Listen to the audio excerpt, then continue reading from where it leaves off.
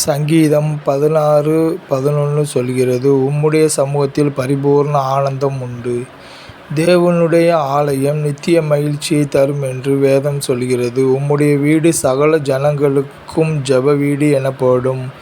தேவனுடைய சமூகத்தில் நமக்கு எந்த துன்பமும் பிரச்சனையும் இன்றி மகிழ்ந்திருப்போம். தாவீது சொல்லும்போது, நாம் ஒருமித்து தேவனுடைய நாமத்தை உயர்த்துவோம் என்கிறார்.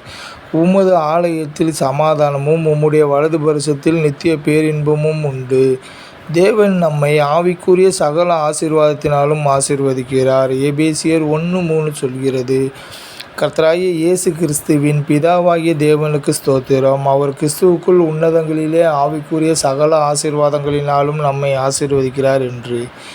அப்பேற்பட்ட தேவன் நம்முடைய சமூகத்தில் இருக்கும்போது நமக்கு ஒரு துன்பமும் ஏற்படாது. பரிபூர்ண நன்மைகள் ஏற்படும். தேவனுக்கே மகிமை உண்டாவதாக. ஆமென்.